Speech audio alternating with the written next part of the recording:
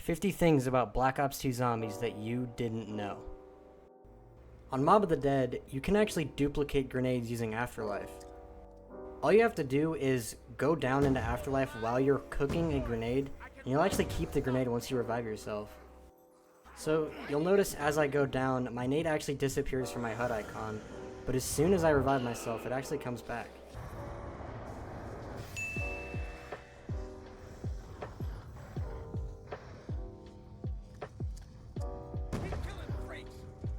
On Rise, there are actually a few signs around the map that read "No Smorking" with an R. This is actually pretty odd because there are other signs around the map that correctly spell the word, but there are also a few signs that don't spell it correctly. Is this an honest mistake, or was this a joke from the developers? The bank door on Transit can actually be opened with the ray gun. There's a cool trick you can do on Transit with the denizens. If you have a portal on the ground and go through it right before a denizen jumps on your head, you can actually bring it with you through the portal. If you have the power on, then this denizen will always create a portal for you at the lamppost that you teleport to.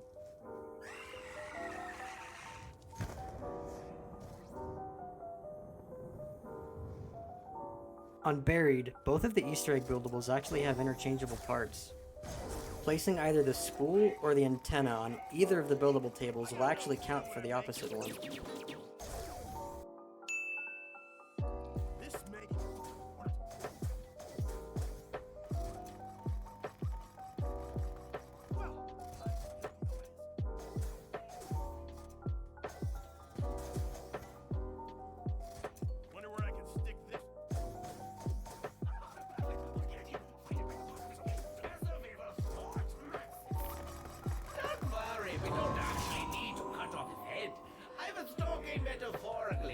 There is a soft lock related to this, however. You can charge the orbs and place the parts on the buildable, but if you end up placing one of the interchangeable parts on the opposite buildable last, the lantern won't spawn in and you have become soft locked. I hope this is right. I don't want it to fall apart later.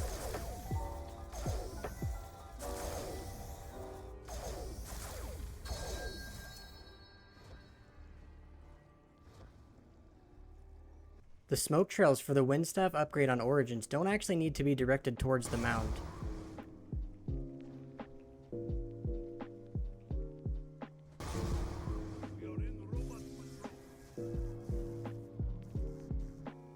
This room in the power station on Transit can be jumped into with a pretty tricky strafe jump.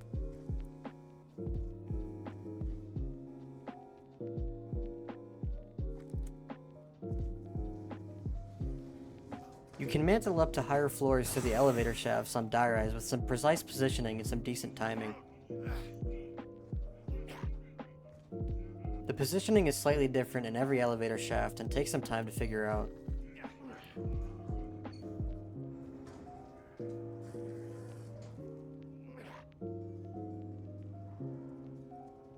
There's a tricky strafe jump near the exit of the witch's house on Buried that lets you get all the way back to the entrance.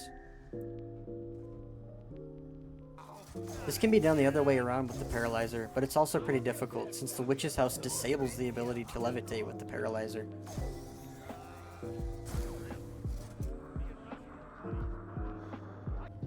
The Maxis Easter egg on Rise has a skip for the step where you have to place a ball on two different trample schemes on opposite sides of the map. If you have two people on one trample scheme, they can both hold interact before the prompt to place the ball comes up, and they'll actually place two on the same trample scheme.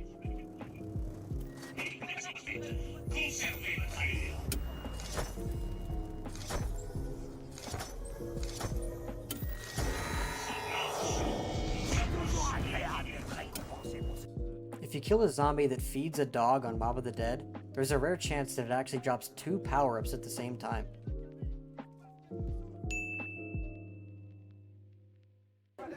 If you're playing as Stuhlinger on Rise, you can make Richtofen overlap quotes by doing multiple steps in quick succession.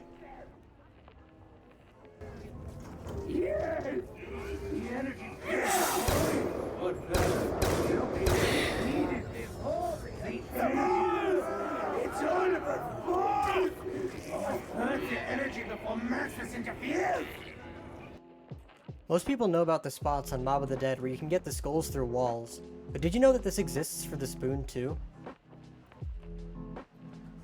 Normally, you have to throw the tomahawk at this table. You can actually pick it up from this mattress in the infirmary.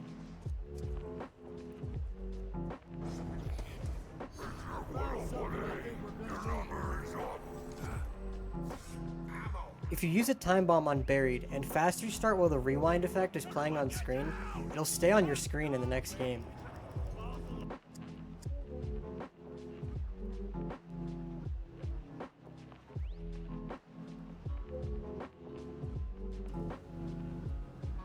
Fast restarting again can sometimes remove the effect from your screen.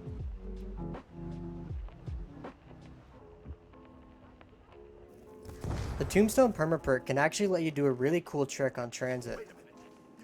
Normally, if you have the power off and power up a perk machine with your turbine, you'll gain the effect from that perk for as long as your turbine stays active. All about those things. I read about how they plan them everywhere. However, if you go down and get revived while keeping your perks, they'll actually activate whether you have the power on or not. Samuel J. Stellinger pays his debts. Too bad I don't think I owe you.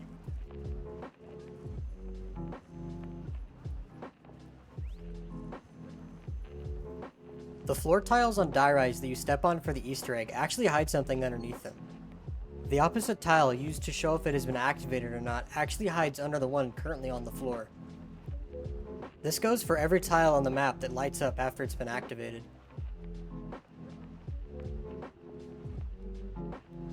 There's a common speedrunning trick used in BO2 called fast knifing. This is the normal speed of multiple consecutive knife inputs. But if you hold down shoot on any semi-automatic and burst fire weapons while knifing, you're able to knife much faster. This also works while holding out buildables like the turbine. Dual wield weapons have an interesting quirk on mouse and keyboard. If you hold shoot and swap weapons really fast, this is how quickly the right hand gun will shoot. The left hand gun is a little bit different when trying this. This happens with the Mustang and Sally's as well.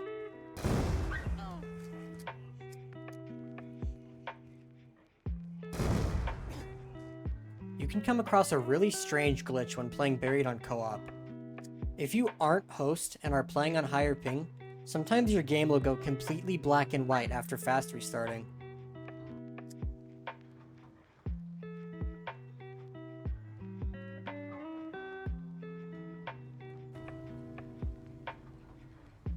That's more than a hole in the ground.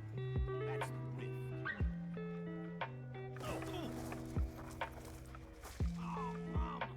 This can be reversed by fast restarting again. You can also get rid of it by flopping with the PhD permaperk.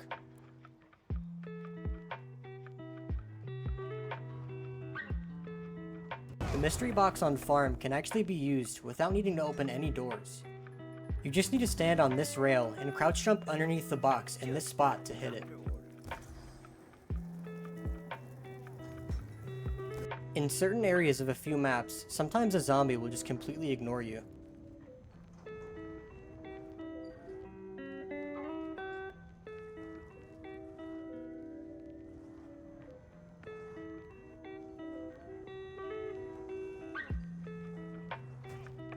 On very rare occasions, the slide in the spawn room of Buried can actually kill you.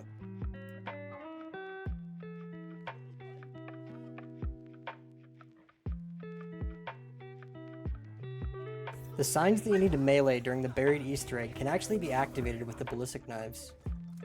The thing is, you can't do it without the Bowie knife. Even if you have the Galvanuckles, it still won't work. But once I buy the Bowie knife, the signs are activated upon being shot.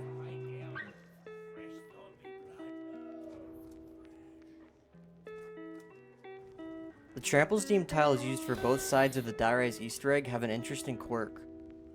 You don't actually need to place the Trample Steam directly on the tile. The Trample Steam can actually be placed anywhere above or below the tile, and the placement will still be detected.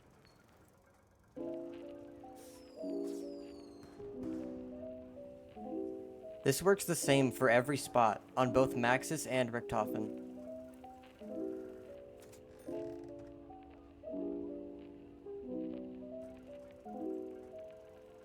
Another trick used in speedruns, called part swapping, allows you to bring 2 parts with you wherever you go. This is done with a keyboard by picking up the parts over and over again at a certain input rate. Sometimes, when done over certain areas and by interacting too fast, you can cause the part to fall under the floor and become unobtainable.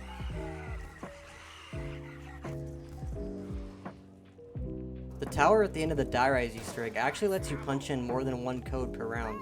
Each direction is able to take 1 extra input, which allows you to input 4 codes in total. I don't do it for medals. I do it for the kicks. Most people know that the MP5 has the fastest movement speed in zombies. But did you know that 2 other weapons share the same speed? The ballistic knives have the same movement speed as the MP5, which is pretty obvious, but the last weapon is actually pretty random. The third weapon with this movement speed is the Chicom SMG, which most people don't know about. There's a very interesting soft lock for the mob Easter egg involving the codes in the Citadel. If your code for the ropes happens to be 215, you'll end up triggering an unavoidable soft lock. After inputting your code, the door for the ropes will open up, but you might notice the numbers on the panel actually start flickering. If you try to shock any of the numbers on the panel while this is happening, nothing will happen.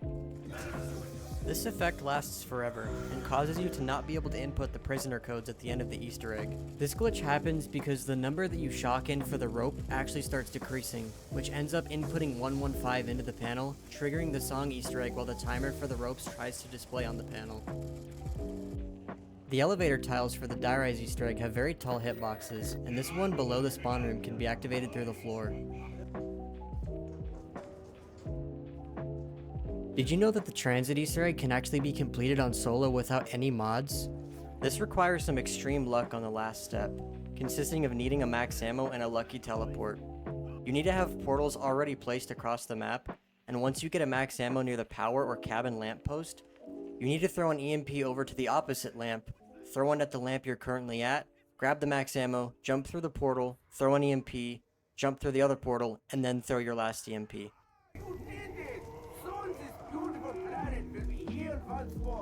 There's a cool trick on Mob of the Dead that lets you buy doors for free. To do this, you need to cook a grenade till the last tick, jump, and spam interact while you're in the air. This buys the door without taking away any of your points.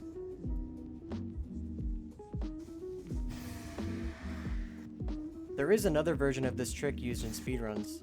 If you spawn close enough to the door to the cafeteria, you can actually buy it while you're still spawning into the map. This is done by holding backwards and spamming interact as you're walking into the door. Unfortunately, this can only be done on PC, because you need to limit your FPS to 90 to be able to walk backwards while spawning in. This trick is used in conjunction with some interesting tech with Afterlife. 2 of the objects that you need to shock on the cafeteria side can actually be shocked from strange positions. The panel that drops the key can be shocked through the wall here, and the box that you need to shock to open the shower's door can be hit from below through the pipes.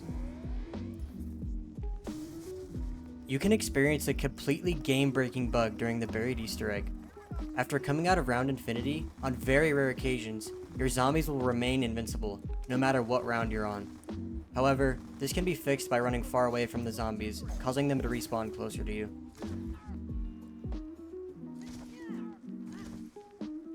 With a few precise inputs, if you empty your magazine, melee, and interact at the same time, then melee again, you can completely skip the perk drinking animation. This can also be done for wall buys like the galvanicles. The fence posts on Nuketown can be very buggy. If you manage to make a crawler while the zombie is climbing over a fence post, there's a slight chance that the zombie falls through the floor and gets stuck under the map. This causes some rounds to last an extremely long amount of time, because there's no way for you to kill the zombie yourself without using no-clip. Sometimes you can get the zombie to despawn or bleed out if you walk far away though.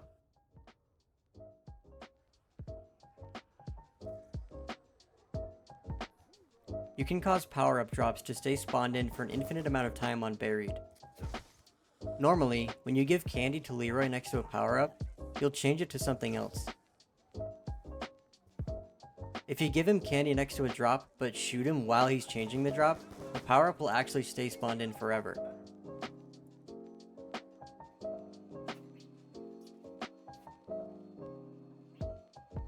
That insta-kill can actually be used for something interesting later in the Easter egg. Normally, entering round infinity causes every zombie that spawns in to be invincible. If you manage to get an insta-kill before or during round infinity though, it actually lets you kill these zombies.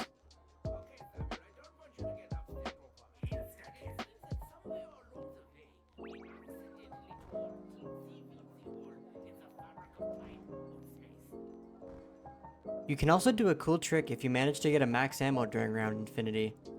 Getting a max ammo will refill the time bomb that you just used to enter round infinity, and using that time bomb will actually save the exact position you were standing in when you threw it.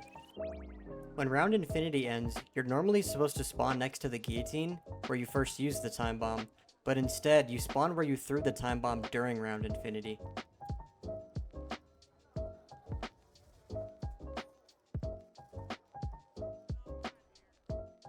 The Rain Fire Step in the Origins Easter egg has a cool skip involving the Fire Staff. If you shoot a charge shot from your staff onto the Maxis drone as it flies into the hole, the staff shot will actually kill the panzers inside as they fly out of the hole.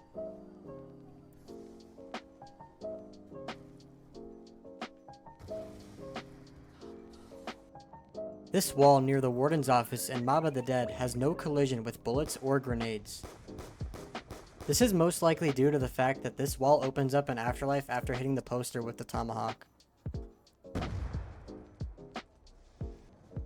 The step in the Rise Maxis Easter egg that requires the ballistic knives can be easily soft locked. Normally, you just need to pack-a-punch them and shoot them inside the Buddha room after getting the 15 kills, and it'll complete the step.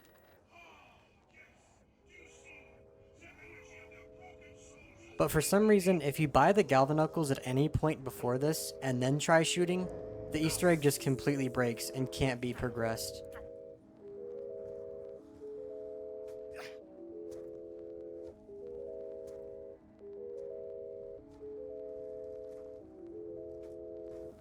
An interesting thing about this step is that you don't actually need to be inside the room while shooting the ballistic knife for the step to complete. This means that you can actually complete the step by shooting the ballistic knife into the room from any distance.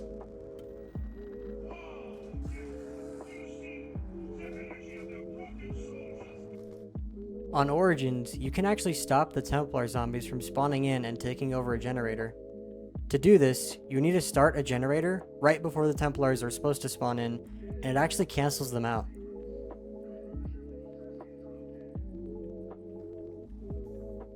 You can force the Wisp on Buried to spawn from a sign that isn't in the code that the lantern gives you.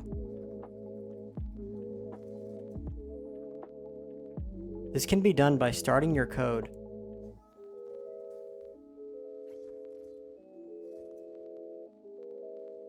then punching in the sign that isn't in your code, continuing to punch the final two from the lantern code, then going back to the incorrect sign and punching it again.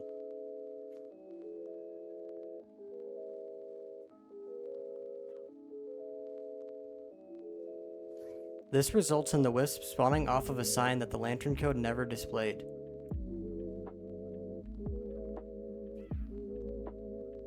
Something not commonly known by players is that the ballistic knife can't actually be placed in the fridge. This is actually because the ballistic knives are one of the many player-limited items that you can obtain from the box. It's almost treated the same as wonder weapons, like the Mark II and the Paralyzer. There are other weapons that aren't player-limited, but also can't be placed in the fridge either. The ray gun and M1911 are two of those guns. You can manage to lose the ability to throw grenades for an entire round on Mob of the Dead. If you're in Afterlife during a round transition, you won't end up getting the grenades from flipping the round.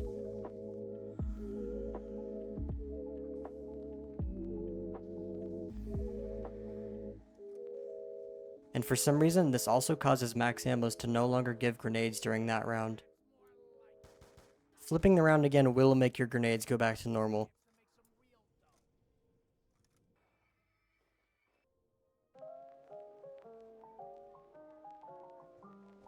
You can get a lightning staff piece as early as round 2 on Origins.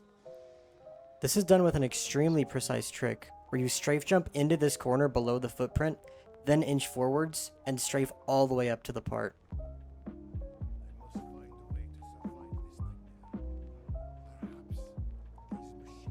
This trick does have a very strange mechanic behind it. This footprint actually has a large death barrier around it and needs to be deactivated by running to the top of the stairs, where you usually get off of the tank. The death barrier itself is way more complicated than you might imagine. The document in the description explains exactly how it works, but in short, the death barrier ticks every few seconds, but some death barriers can be deactivated by entering a certain zone. The most interesting part of this mechanic is the fact that your character offsets the timing of when the death barriers will activate. This means that, depending on what character you are, you will need to adjust for the specific offset that your character gives the timing of the death barrier.